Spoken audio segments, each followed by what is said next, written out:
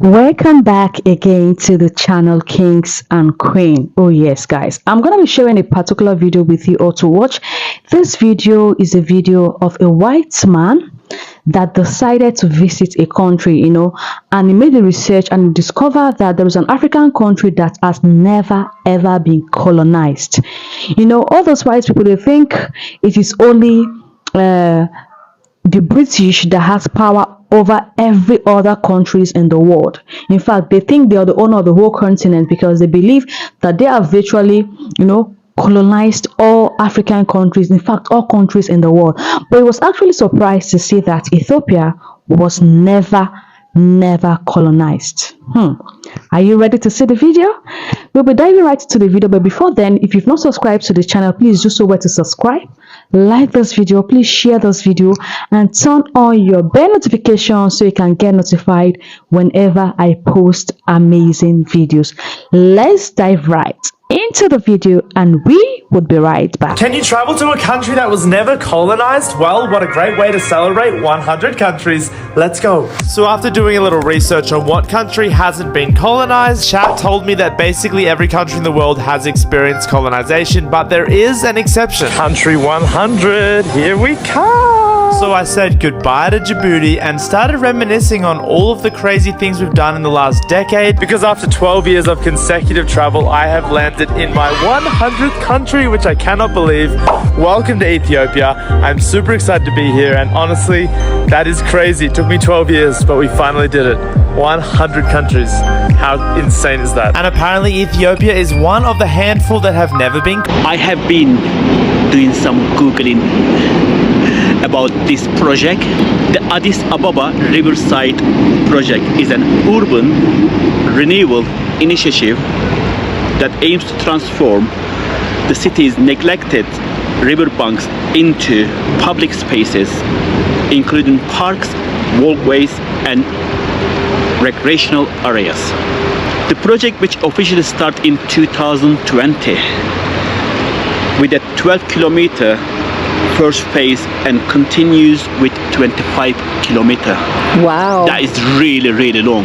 Addis Ababa is the headquarters of African Union, a political and diplomatic organization for African nation.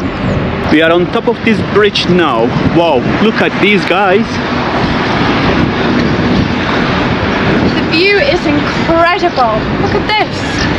And this is like a glass bridge. Oh, Gogo's braver than me. Ladies, if you come in here, don't cross this bridge. If you have a skirt, too close, I can just sit down. Ethiopia, where it all began. Not a myth, not a legend, not a whisper time invented. This is where the first human stood, where the story of us took shape. The birthplace of humanity, grounded in truth, meaning existed before it had a name. Life was already moving. This is Ethiopia, the land of origins. Here, coffee was discovered not to wake the body, but to gather the soul, a ritual of belonging, shared heart to heart. Here, unique alphabets carried thought, the only indigenous African script to endure through history. Learning was sacred. Knowledge was carried forward, not lost. Faith shaped stone into devotion. Civilizations rose with patience.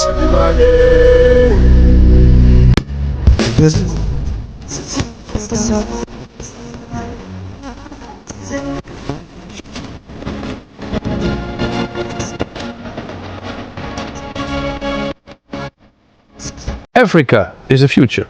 And I know the average European will probably disagree because of the narrative. Africa is poor, right? But currently, the highest return on investment in our investment portfolio are on African projects. Your biased opinion might say otherwise, but the numbers are clear. Currently, Africa is the only continent that experiences growth, while the others are stagnant or declining. Everybody's talking about China taking over the world. Sure, but where do you think the raw materials come from? And why do they happen to be the most dominating investors in the continent Africa. As a seasoned investor, I can tell you the money is where the Chinese are. I want to make investments in Africa accessible for a larger audience. That's why you can now subscribe to my newsletter, where I will keep you up to date on the investment projects in Africa. Comment Africa and I will send you the subscription link. Black people have 9 segments, which is the highest gene segment. The second race, I won't mention their color, they don't look like us. Their gene segment is 6. And then 5. Wow. Blacks have the highest gene segment. Clearly more intelligent. I can't help it, it is the facts. Just like they denied for far too long that life began in Africa. They wanted to make sure we got to prove that black people are inferior. And they went high and low, looked everywhere, turned every rock they could turn, and they still came back to the same place. Life as we know it began in Africa. Plain and simple. Plain and simple. They're the same ones who came up with the gene segment issue.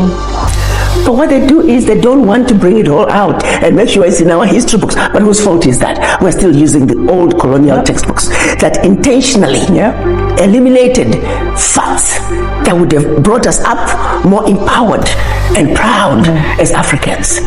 They put in there anything to demoralize us, everything to make us feel everything European is better and everything African was bad. Whose problem is it? We get ministers of education who have the freedom and the liberty to change the colonial textbooks, but they don't. Right here in Ghana, my daughter, I was shocked to realize not a single Kwame Nkrumah book is required reading in Ghana school system. Can you believe that? Not one. So who is stupid? With all the intelligence and all the gene segments, we behave in a very stupid way. What are our ministers of education doing? What stops them from changing the educational curriculum in Africa? Nothing, except they're still suffering from the legacy of colonization. Our ministers of finance, everybody knows it. We are paying for frivolous loans that go back in some cases to colonization, and yet they go to the World Bank every year, twice. Why aren't you challenging the World Bank to say, World Bank, we're coming together as African ministers of finance and we're telling you, here is an open letter. We are no longer going to pay for these loans. These loans have been paid for 1,000 times over.